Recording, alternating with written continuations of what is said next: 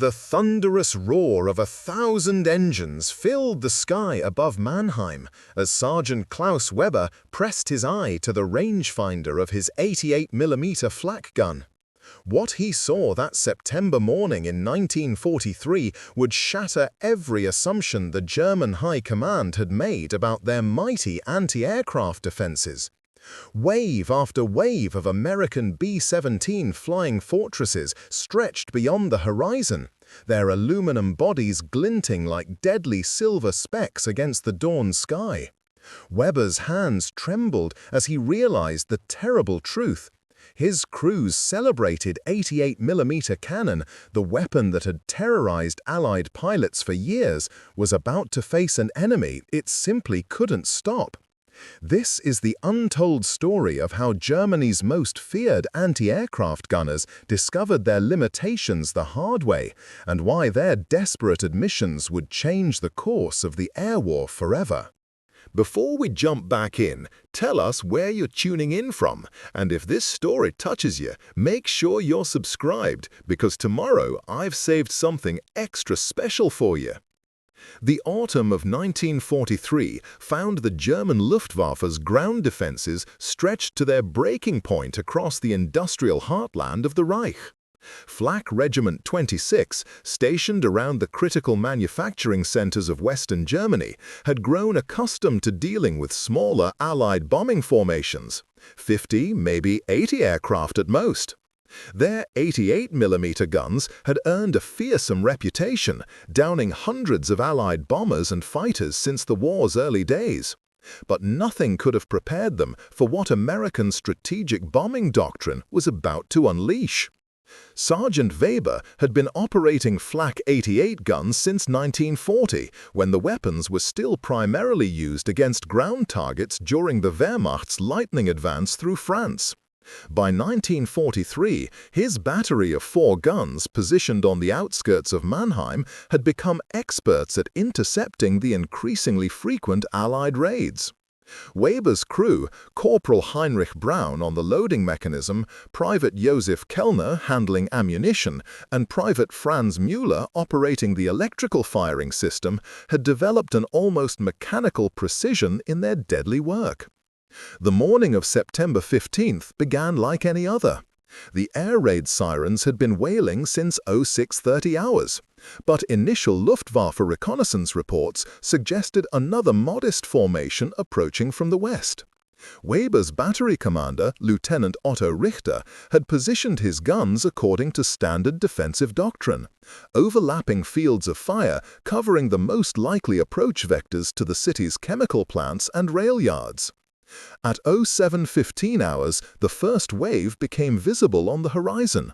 Weber squinted through his optical rangefinder, adjusting the focus mechanism as he had done countless times before. But something was wrong. The formation kept expanding, revealing layer upon layer of aircraft flying in tight combat boxes. Where his crew expected to count perhaps 60 bombers, Weber found himself staring at what appeared to be an endless stream of 4-engine aircraft.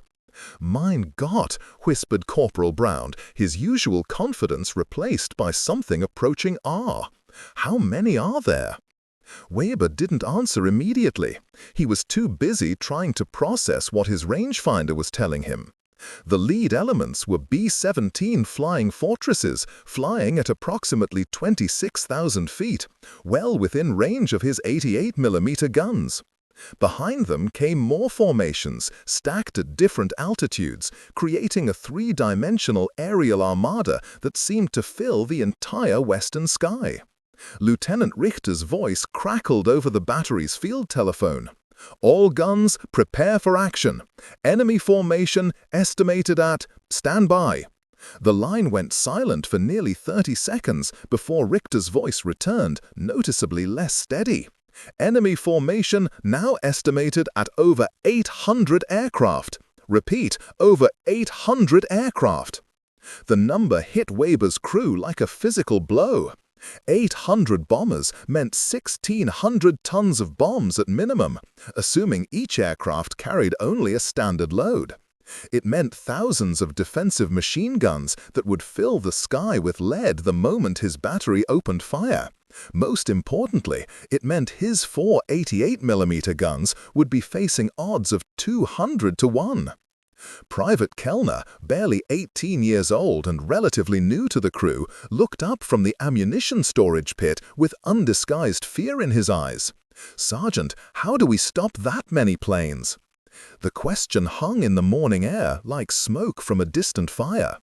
Weber had trained for situations involving massed formations, but German tactical doctrine had never envisioned anything approaching this scale. The standard procedure called for concentrating fire on individual aircraft, methodically picking off bombers one by one until the formation broke apart or turned back.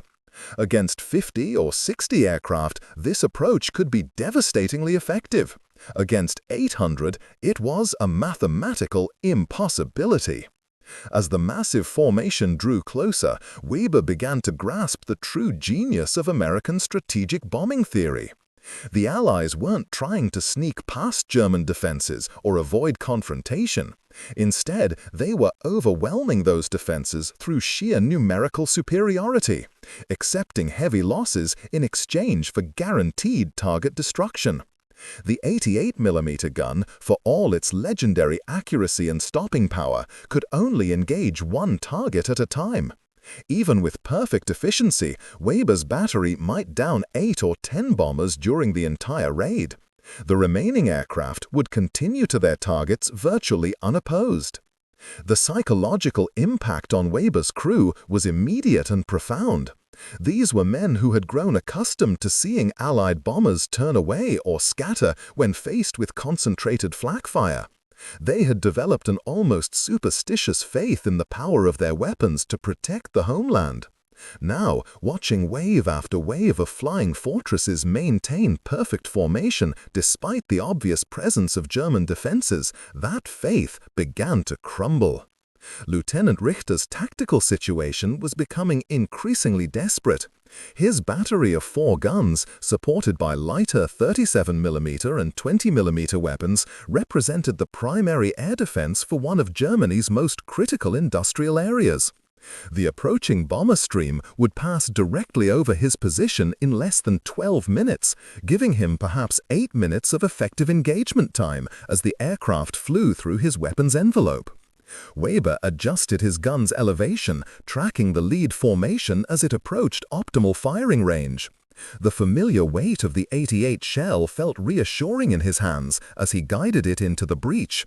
But he couldn't shake the growing realization that his crew was about to participate in a fundamentally unwinnable battle. The mathematics were brutal and undeniable. Even if every German flak gun in the region performed flawlessly, hundreds of American bombers would reach their targets. The psychological impact on Weber's crew was immediate and profound. These were men who had grown accustomed to seeing Allied bombers turn away or scatter when faced with concentrated flak fire. They had developed an almost superstitious faith in the power of their weapons to protect the homeland. Now, watching wave after wave of flying fortresses maintain perfect formation, that faith began to crumble. Lieutenant Richter's tactical situation was becoming increasingly desperate. His battery of 4 guns, supported by lighter 37mm and 20mm weapons, represented the primary air defense for one of Germany's most critical industrial areas. The approaching bomber stream would pass directly over his position in less than 12 minutes, giving him perhaps 8 minutes of effective engagement time as the aircraft flew through his weapons envelope.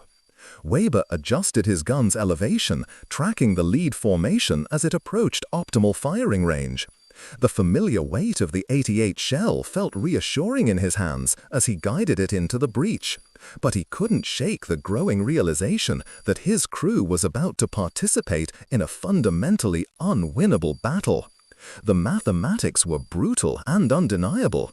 Even if every German flak gun in the region performed flawlessly, hundreds of American bombers would reach their targets. For the next 7 minutes, Weber's crew maintained a desperate rate of fire, sending shell after shell into the seemingly endless stream of aircraft passing overhead. They scored hits on at least 3 bombers, watching with grim satisfaction as one flying fortress began trailing smoke and slowly fell behind the main formation. But for every aircraft they damaged, dozens more continued unmolested toward their targets in Mannheim's industrial district. The bombing began at exactly 0750 hours, right on schedule. From his position 3 kilometers outside the city, Weber could see the first stick of bombs falling from the lead formation's aircraft. The explosions followed seconds later, a rolling thunder that seemed to go on forever as hundreds of bombers released their loads over the chemical plants and rail yards that kept Germany's war effort functioning. The smoke from Mannheim's burning industrial district was still rising 3 hours after the last American bomber disappeared over the eastern horizon. Sergeant Weber sat on an empty ammunition crate, methodically cleaning the bore of his 88mm gun while his crew salvaged what they could from their defensive position. The battery had expended nearly 200 shells during the engagement, more ammunition than they typically used in a month of smaller raids. Private Mueller emerged from the command bunker carrying a field telephone and a grim expression. "Lieutenant Richter wants to see you immediately, Sergeant. He's compiling the engagement report." Weber found his battery commander hunched over a table covered with maps, trajectory calculations, and damage assessments. Richter looked as though he had aged a decade in the past few hours. Scattered across the table were preliminary reports from other flak batteries throughout the region, each telling the same devastating story. "Weber, I need your crew's exact count," Richter said without looking up. "How many confirmed hits did your gun achieve?" "2 confirmed, sir, possibly a third, but it maintained formation." Weber paused, studying the reports spread across the table. "What are the total numbers looking like?" Richter's laugh was bitter and hollow. "Across the entire Mannheim defense sector, we engaged approximately 840 American bombers with 63 88mm guns plus supporting light flak. Our confirmed kills stand at 11 aircraft. The mathematics were brutal. 63 of Germany's most feared anti-aircraft weapons had managed to destroy just over 1% of the attacking force. Weber quickly calculated the ammunition expenditure. Each battery had fired at maximum rate for nearly 8 minutes. Assuming similar consumption to his own position, the defense sector had burned through approximately 3,000 rounds of precious 88mm ammunition for 11 confirmed kills. "Sir, what about the industrial targets?" Weber asked, though he suspected he already knew the answer. Richter gestured toward a stack of damage reports from the city. "The Badischer Aniline chemical works completely destroyed. The main rail marshalling yard out of commission for at least 6 weeks. The synthetic fuel production facility 70% destroyed." He looked up at Weber with haunted eyes.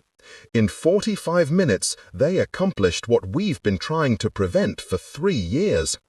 The reports from other flak batteries painted an even grimmer picture. Major Heinrich Strobel's Battery 4, equipped with the newest 88mm guns and staffed by veterans of the Afrika Korps, had scored only 1 confirmed kill despite expending over 200 shells. Captain Wilhelm Foster's mixed battery of 88mm and 105mm guns had managed 3 kills but lost 2 of their own weapons to counter battery fire from American escort fighters that appeared during the final phase of the attack. What troubled Weber most was reading between the lines of these dry tactical reports.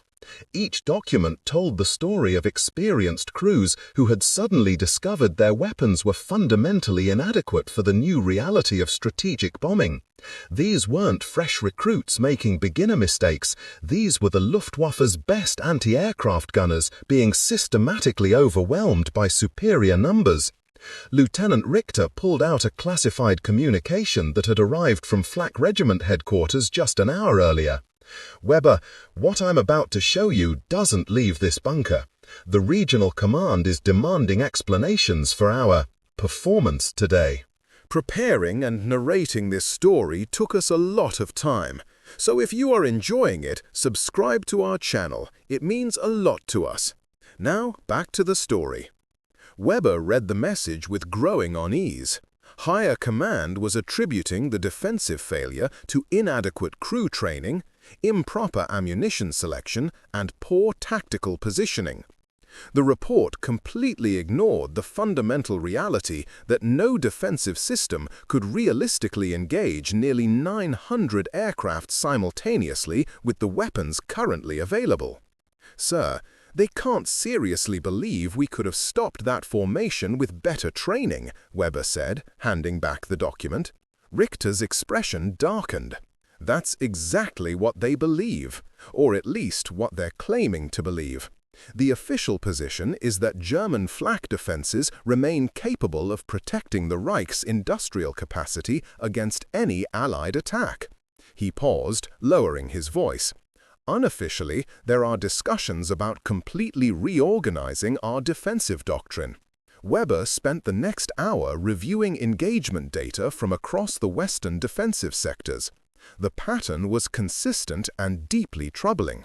In every case where Allied formations exceeded 400 aircraft, German flak defenses had proven essentially ineffective. The 88mm guns were achieving kill rates of less than 2%, even under ideal conditions with experienced crews and adequate ammunition supplies. The implications extended far beyond simple tactical failures. Germany's entire air defense strategy was predicated on the assumption that concentrated flak fire could break up large bomber formations, forcing them to scatter and abandon their primary targets. The events of September 15th had demonstrated that American strategic bombing doctrine had evolved beyond this defensive capability. Corporal Brown approached Weber's position carrying a steaming cup of ersatz coffee and a troubled expression. "Sergeant, I've been talking to the crews from the other batteries. They're all saying the same thing. We need at least 5 times as many guns to have any real effect against formations that size." 5 times as many guns means 5 times as much ammunition, 5 times as many trained crews, and 5 times as much steel that can't be used for tanks or artillery. Weber replied, "The mathematics don't work in our favor." This was the heart of the strategic dilemma facing German air defenses. Each 88mm gun required approximately 12 tons of steel to manufacture, plus ongoing supplies of complex ammunition that consumed scarce resources needed elsewhere in the war effort. To defend effectively against 1,000 bomber raids would require a massive expansion of flak production at the expense of other critical military hardware. Weber walked over to examine the damage to his gun position. American counter-battery fire during the final phase of the attack had cratered the area around Gun 3, though fortunately without causing casualties. The precision of the American targeting had been impressive and ominous. Their bombardiers were clearly capable of identifying and engaging individual flak positions while simultaneously conducting strategic bombing missions. Corporal Brown approached Weber's position carrying a steaming cup of ersatz coffee and a troubled expression. "Sergeant, I've been talking to the crews from the other batteries. They're all saying the same thing. We need at least 5 times as many guns to have any real effect against formations that size. 5 times as many guns means 5 times as much ammunition, 5 times as many trained crews, and 5 times as much steel that can't be used for tanks or artillery." Weber replied, "The mathematics don't work in our favor." This was the heart of the strategic dilemma facing German air defenses. Each 88mm gun required approximately 12 tons of steel to manufacture, plus ongoing supplies of complex ammunition that consumed scarce resources needed elsewhere in the war effort. To defend effectively against 1,000 bomber raids would require a massive expansion of flak production at the expense of other critical military hardware. Weber walked over to examine the damage to his gun position. American counter-battery fire during the final phase of the attack had cratered the area around Gun 3, though fortunately without causing casualties. The precision of the American targeting had been impressive and ominous. Their bombardiers were clearly capable of identifying and engaging individual flak positions while simultaneously conducting strategic bombing missions. Private Kellner was inventorying their remaining ammunition when he made a discovery that highlighted another critical problem. "Sergeant, we're down to 43 rounds of high-explosive shells. At today's consumption rate, that's enough for maybe 4 minutes of combat." The ammunition shortage was becoming chronic throughout the German flak arm. Each 88mm shell required precision manufacturing and scarce materials that were increasingly difficult to obtain. Meanwhile, American bomber production was accelerating, promising even larger formations in the months ahead. Weber was beginning to understand that his battery was caught in an unsustainable war of attrition. Lieutenant Richter returned from his meeting with regimental command, carrying new orders that reflected the defensive crisis. Effective immediately, we're implementing revised engagement protocols. Flak batteries will concentrate fire only on formations of less than 200 aircraft. Larger formations are to be engaged only if attacking critical strategic targets. Weber stared at his commander in disbelief. "Sir, that's essentially admitting we can't defend against major raids." "That's exactly what it's admitting," Richter replied quietly. "But it's also recognizing that expending our entire ammunition supply against formations we can't stop is tactically pointless." He gestured toward the burning city in the distance. "We need to preserve our resources for battles we might actually win." The new orders represented a fundamental shift in German defensive thinking. Rather than attempting to engage every Allied formation, flak batteries would essentially concede large raids while focusing their limited resources on smaller, more vulnerable targets. It was a strategy born of desperation and mathematical reality rather than military doctrine. As evening approached, Weber's crew began the methodical process of preparing for the next day's potential engagements. They had learned harsh lessons about the limitations of their weapons, but the war continued regardless of their tactical revelations. The 88mm guns would continue firing at whatever formations appeared on the horizon, even though everyone now understood the fundamental inadequacy of their defense. October 1943 brought a series of raids that would fundamentally alter the mental state of German flak crews across the Western Reich.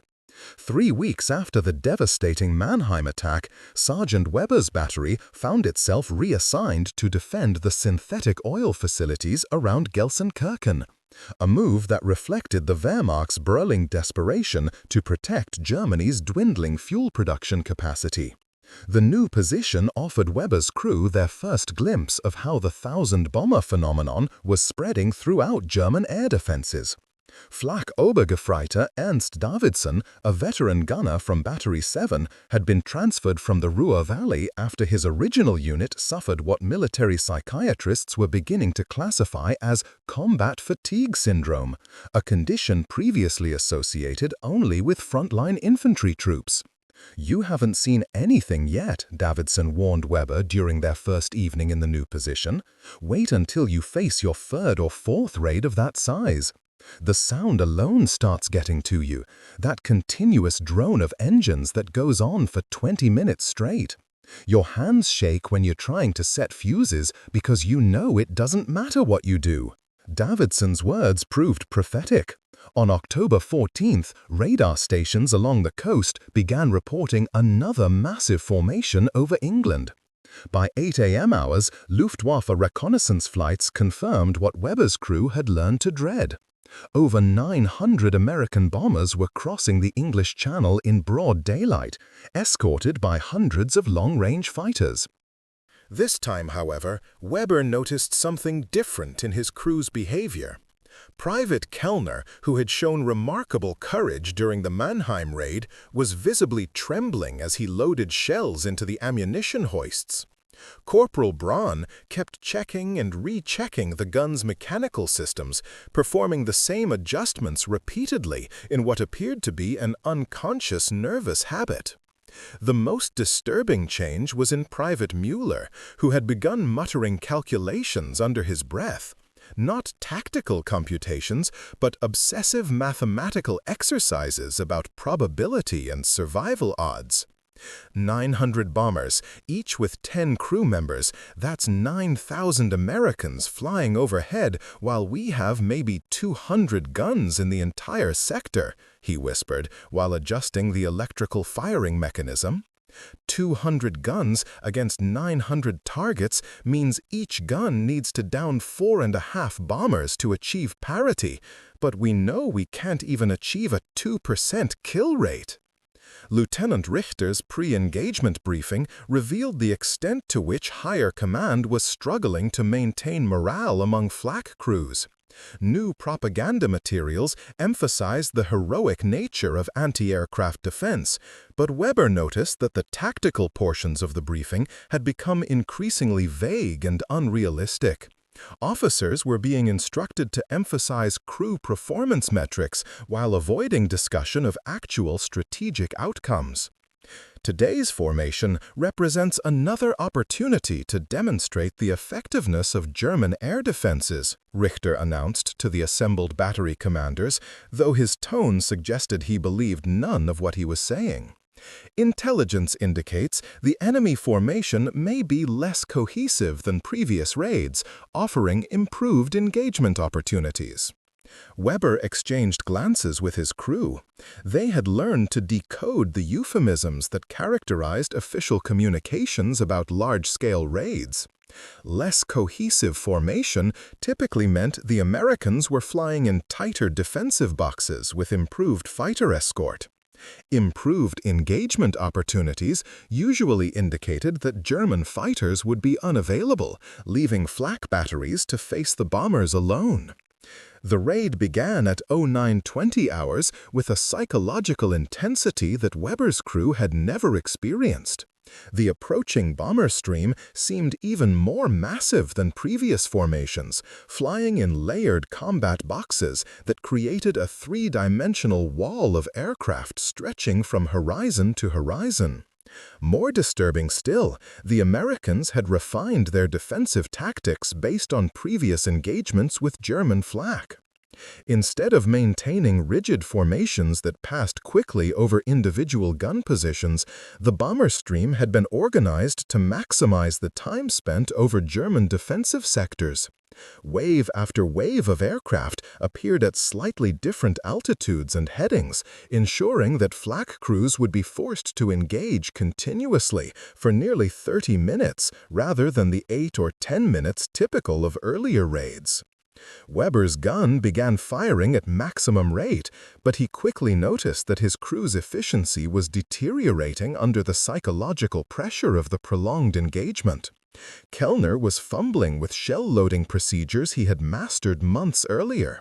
Braun was overcompensating with the gun's traverse mechanism, causing their aimed shots to scatter widely around their intended targets. Most concerning was Mueller's behavior at the electrical firing controls. The young private had begun timing his shots to some internal rhythm that bore no relationship to optimal tactical firing sequences. When Weber shouted corrections over the noise of the barrage, Mueller seemed unable to hear or process the commands. The cumulative effect on the battery's performance was devastating. Despite firing over 300 rounds during the engagement, Weber's crew achieved only one probable hit, a B-17 that began trailing smoke but maintained formation and continued toward its target. Around them, the other guns in the battery were experiencing similar difficulties, their normally precise fire becoming increasingly erratic as the prolonged engagement stretched their crew's psychological endurance. But the most demoralizing aspect of the October 14th raid was watching the American bombers' response to German defensive fire. Unlike earlier formations that had shown at least some reaction to flak bursts, these bomber crews maintained perfect discipline throughout the entire engagement. Aircraft that suffered minor damage from shell fragments continued flying in tight formation. Bombers experiencing mechanical problems were quickly replaced by aircraft from trailing formations, maintaining the integrity of the overall attack. Weber realized he was witnessing the maturation of American strategic bombing doctrine into something approaching an unstoppable force. The psychological impact on his crew was immediate and profound. These men had joined the flak arm believing they were defending the homeland with weapons capable of stopping enemy air attacks. Now they were discovering that their role had become essentially symbolic, a demonstration of resistance rather than an effective defensive measure. The post-engagement debriefing revealed how widespread the psychological crisis had become among German flak crews. Battery commanders throughout the sector reported similar incidents of crew performance degradation, with some gunners requiring medical attention for what were being classified as nervous exhaustion cases. Major Wilhelm Tanaka, the sector flak commander, addressed the assembled battery officers with unusual frankness. "Gentlemen, we are facing a crisis of morale that threatens the effectiveness of our entire defensive system. Our crews are beginning to understand that their weapons cannot achieve the results we have promised them, and this knowledge is affecting their combat performance." Weber found himself nodding in agreement despite the potentially treasonous implications of acknowledging such realities. The evidence was overwhelming. Repeated exposure to thousand-bomber raids was systematically destroying the fighting spirit of Germany's most experienced anti-aircraft gunners. The solution proposed by higher command was both desperate and revealing. Flak crews would be rotated more frequently between sectors, limiting their exposure to large-scale raids while maintaining the illusion that German air defenses remained viable. Veterans like Weber would be transferred to training positions where their experience could be used to prepare new crews while protecting them from the psychological damage of repeated exposure to militarily hopeless situations. "It's an admission that we can't win this type of engagement," Weber confided to Corporal Braun during their final evening at the Gelsenkirchen position. "They're trying to preserve our sanity by admitting we can't do our jobs." The irony was not lost on either man. Germany's flak arm, once the terror of Allied air crews, had been reduced to protecting its own personnel from the psychological trauma of facing an enemy they could no longer meaningfully engage. November 1943 marked a turning point in German anti-aircraft development as engineers and military planners scrambled to devise technological solutions to what had become an unsolvable tactical problem. Sergeant Weber found himself reassigned to the Peenemünde testing facility, where Germany's most advanced weapons scientists were conducting desperate experiments with revolutionary flak systems designed specifically to counter thousand-bomber formations. Dr. Friedrich Chambers, the facility's chief ballistics engineer, had been granted unlimited resources to develop what he euphemistically called area denial weapons, anti-aircraft systems capable of engaging multiple targets simultaneously rather than the traditional single-target approach of conventional flak guns. Weber's role was to provide operational expertise for weapons that existed only as prototypes and theoretical calculations. The first system Weber encountered was unlike anything in the German arsenal. The experimental wind-verbal launcher resembled a massive rocket battery more than a traditional anti-aircraft gun. Instead of firing single shells at individual aircraft, the system launched salvos of 24 proximity-fused rockets into predetermined sections of airspace, creating what Dr. Chambers described as aerial minefields that bomber formations would be forced to navigate. The mathematics are elegant in their simplicity, Dr. Chambers explained while leading Weber through the prototype's control bunker. Rather than attempting to hit specific targets, we saturate entire cubic kilometers of airspace with explosive charges. A formation of 300 bombers flying through such a field will inevitably suffer casualties regardless of their defensive measures or evasive tactics. Initial testing of the wind-Werbel system produced results that were both promising and deeply troubling. Against simulated bomber formations, large formations of captured Allied aircraft flown by German test pilots, the system achieved kill rates approaching 15%, a dramatic improvement over conventional 88mm guns. However, each engagement consumed enormous quantities of specialized rockets that required rare materials and precision manufacturing capabilities Germany no longer possessed. Weber quickly grasped the fundamental flaw in the system. "Doctor, these rockets require more resources to manufacture than the aircraft they're designed to destroy. We're trading strategic materials for tactical advantages we can't sustain." The conversation highlighted the broader crisis facing German military production in late 1943. Advanced weapon systems capable of countering Allied numerical superiority invariably required industrial capacity and raw materials that were increasingly unavailable. Germany found itself caught between the need for revolutionary defensive technologies and the economic reality that such systems were becoming impossible to mass produce. The second prototype Weber evaluated was even more ambitious: a radar-guided automatic flak system that could simultaneously track and engage up to 12 aircraft without human intervention. Developed by a team led by Dr. Margret Sawyer, a brilliant engineer recruited from the German electronics industry, the system represented the ultimate evolution of anti-aircraft technology. Human reaction times are the limiting factor in conventional flak operations, Dr. Sawyer explained while demonstrating the system's tracking capabilities. "Our calculations indicate that automatic systems can achieve target engagement rates 3 to 4 times faster than manually operated guns, with corresponding improvements in accuracy and ammunition efficiency."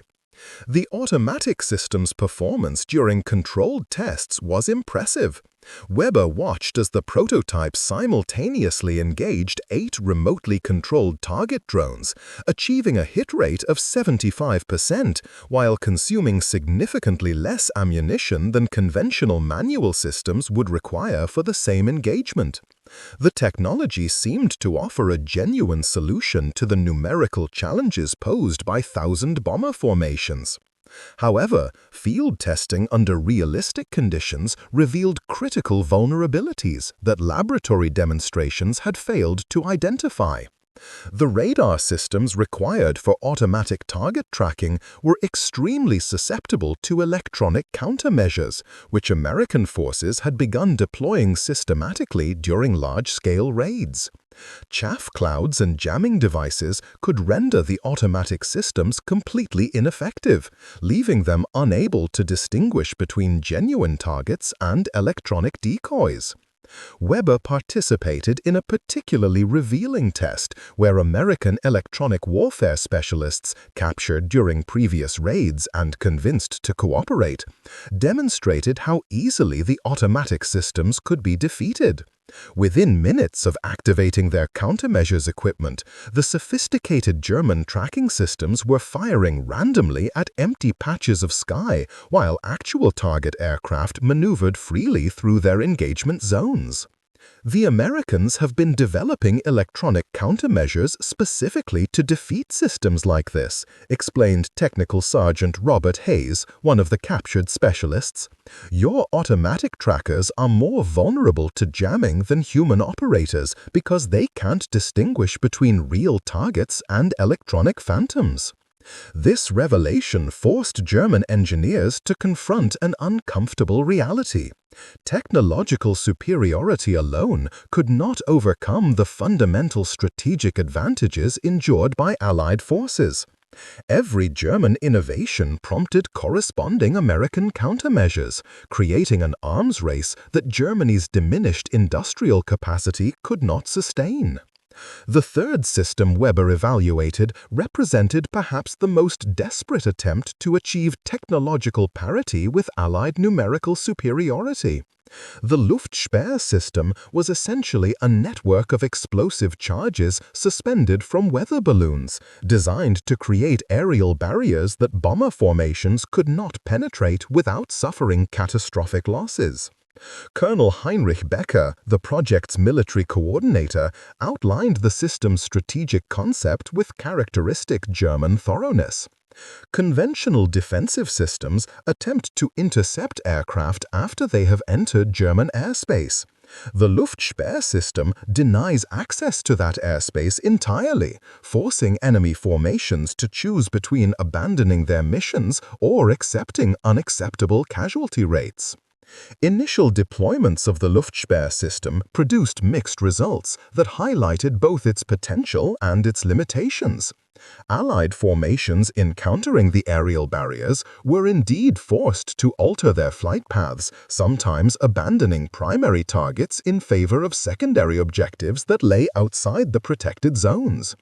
However, the system's static nature made it vulnerable to systematic destruction by specialized Allied missions designed specifically to clear defensive obstacles.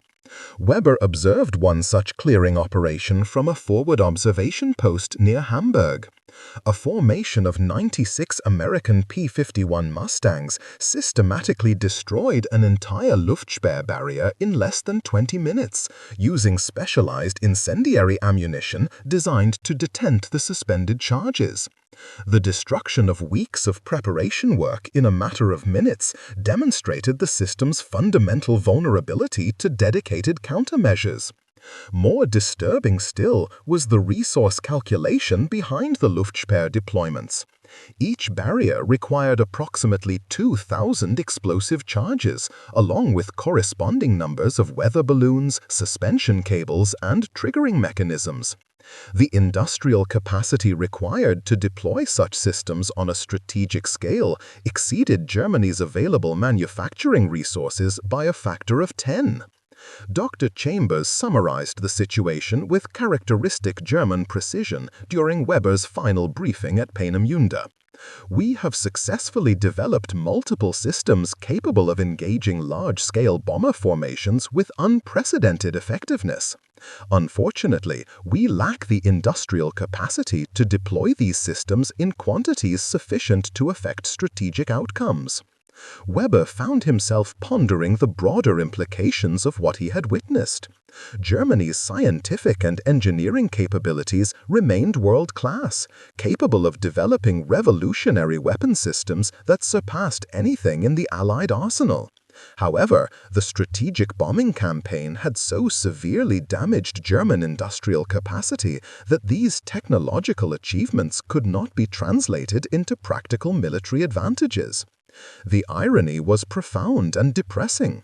German engineers had solved the tactical problem of engaging 1,000 bomber formations, but the strategic problem of mass-producing effective countermeasures remained beyond their capabilities. Advanced technology had become largely irrelevant when the industrial infrastructure needed to implement that technology had been systematically destroyed by the very raids it was designed to counter. December 1943 brought a series of raids that would force German High Command to confront the complete failure of their air defense strategy. Sergeant Weber, now serving as an instructor at the Flak Artillery School in Bavaria, received orders that would forever change his understanding of Germany's defensive capabilities. He was to participate in a classified assessment mission that would take him to every major flak position across the Western Reich, documenting the true state of German anti-aircraft defenses for the eyes of the highest levels of military leadership. Weber's escort for this mission was Major General Carl Morrison, a career flak officer who had commanded anti-aircraft units since the early days of the war. Morrison's reputation was legendary among German gunners. He had personally supervised the flak defenses that protected the Wehrmacht's advance through Poland and France, and his tactical innovations had become standard doctrine throughout the German air defense network. Now, however, Morrison carried himself like a man bearing an enormous burden. Weber, what you're about to see on this inspection tour must never be discussed outside official channels. We are documenting the systematic destruction of Germany's air defense capability, and the political implications of our findings could be catastrophic for morale on both the military and civilian fronts. Their first stop was the heavily defended synthetic oil complex at Luna, where Weber encountered the most sophisticated flak installation in the German arsenal. The facility boasted 48 88mm guns arranged in carefully calculated defensive rings, supported by over 200 light anti-aircraft weapons and the most advanced radar guidance systems available to German forces. On paper, the Luna defenses represented the pinnacle of anti-aircraft engineering, capable of engaging multiple large-scale formations simultaneously. The reality Weber discovered was far more sobering. Battery Commander Lieutenant Colonel Donald Peterson led them through defensive positions that showed clear evidence of systematic degradation under repeated heavy attacks. Gun emplacements that had once been pristine examples of German military engineering now bore the scars of countless engagements with formations far exceeding their design parameters. "We've faced 17 major raids since October," Peterson explained while guiding them past an 88mm gun whose barrel showed visible wear from excessive firing. Each raid involves between 700 and 1,200 American bombers, supported by long-range escort fighters that specifically target our gun positions. We're losing approximately 2 guns per major engagement, and replacement equipment is becoming increasingly difficult to obtain. Weber examined the ammunition storage bunkers and discovered stockpiles that would have been considered adequate for normal defensive operations, but were woefully insufficient for the scale of engagements now occurring regularly. Peterson's battery was consuming ammunition at rates that exceeded German production capacity by a factor of 4, forcing them to ration shells during engagements and prioritize targets in ways that would have been unthinkable during the early war period. More disturbing still was the condition of Peterson's gun crews. Weber recognized the symptoms he had observed at Peenemünde and during his own combat experiences. The 1,000-yard stare of men who had repeatedly faced overwhelming odds and understood the futility of their mission. These were experienced gunners who had once taken pride in their defensive capabilities, now reduced to going through the motions of resistance while knowing their efforts had minimal strategic impact. The inspection tour's second major stop was the Ruhr Valley, where Weber encountered the wreckage of what had once been Germany's most formidable air defense network. Major Franklin Shaw, the regional flak commander, provided a briefing that read like a catalogue of systematic destruction spanning the previous 6 months. Since September, we have recorded 143 major bombing missions targeting industrial facilities within our defensive sector, Shaw reported while indicating positions on a large-scale tactical map. Our confirmed aircraft destructions totaled 217 enemy bombers, against estimated formations totaling approximately 93,000 individual aircraft sorties. Weber performed the mathematical calculation in his head and felt a familiar sense of despair. The German flak network protecting one of the Reich's most critical industrial regions was achieving a kill rate of less than 0.25% against the bomber formations attacking their positions.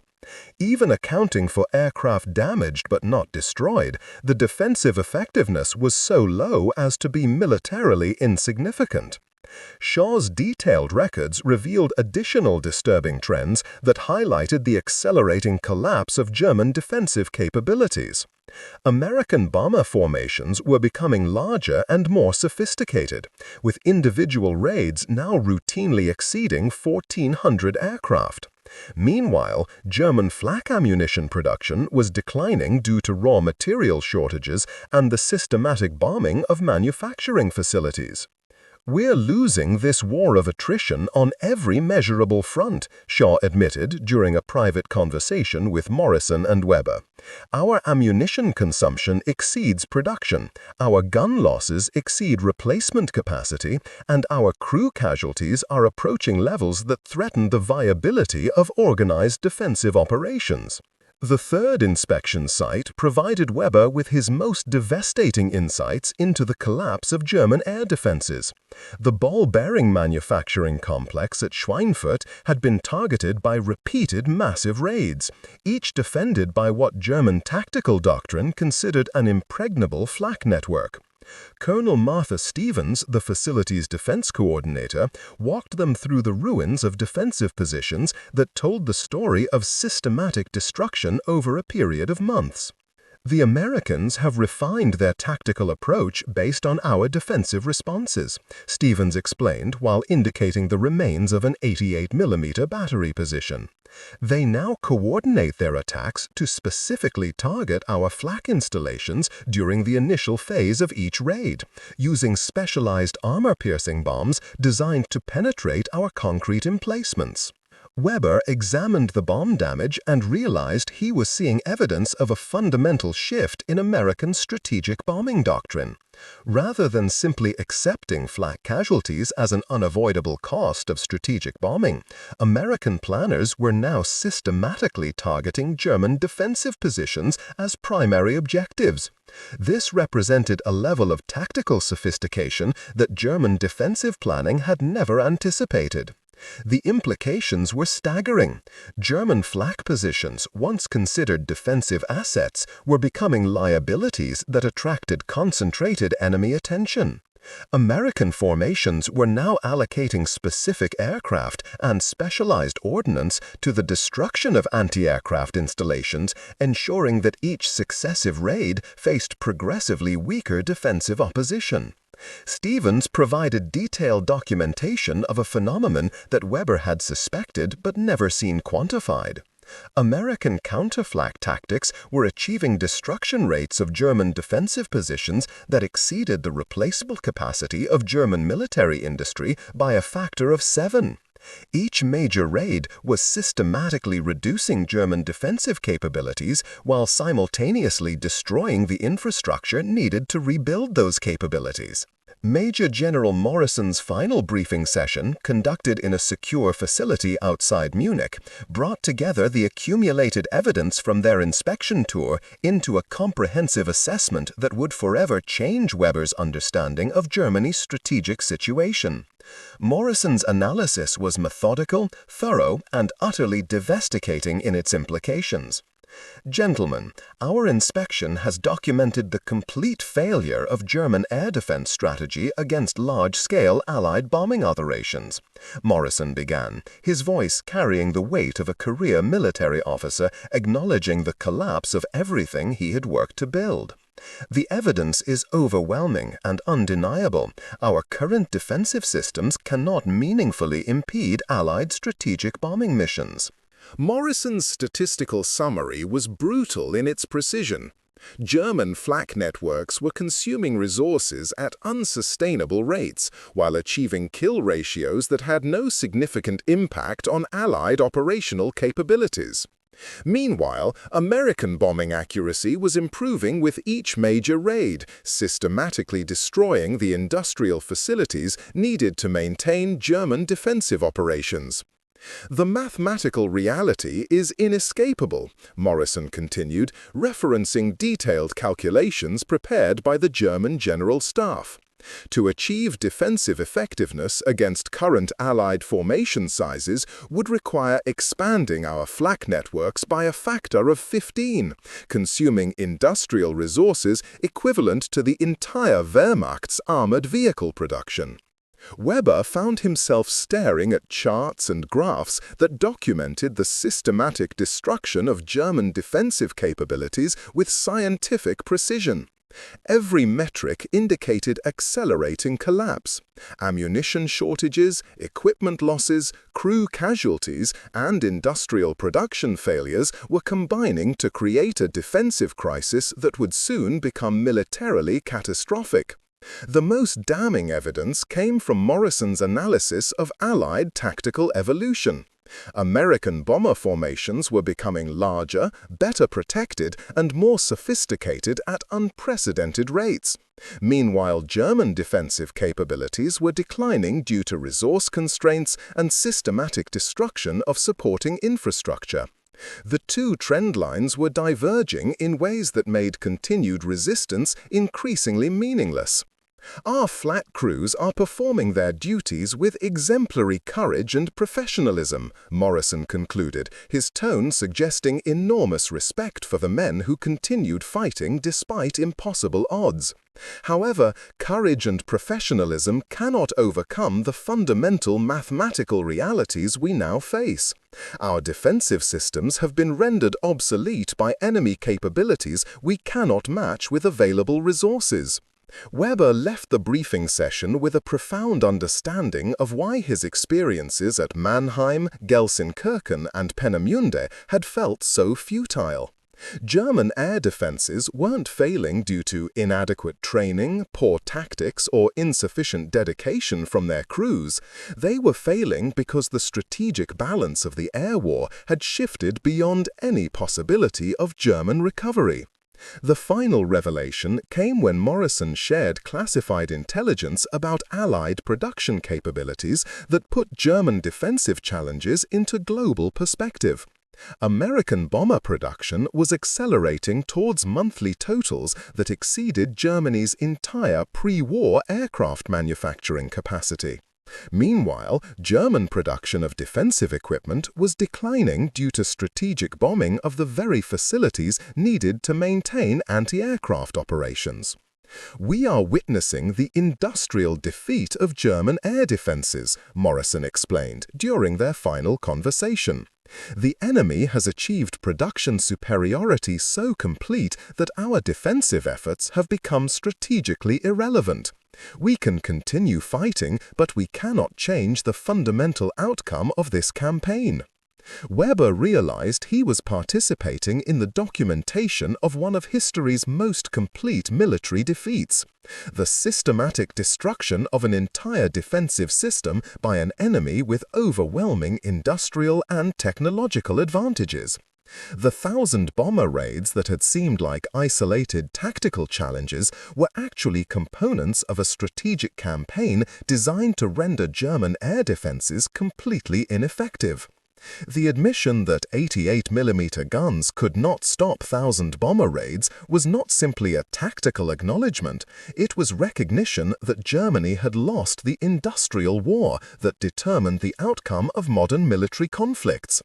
Weber's personal experiences with individual gun crews and battery-level operations were part of a much larger strategic collapse that would ultimately determine the war's outcome. Up next, you've got two more standout stories right on your screen. If this one hits the mark, you won't want to pass these up. Just click and check them out. And don't forget to subscribe and turn on the notification bell so you don't miss any upload from us.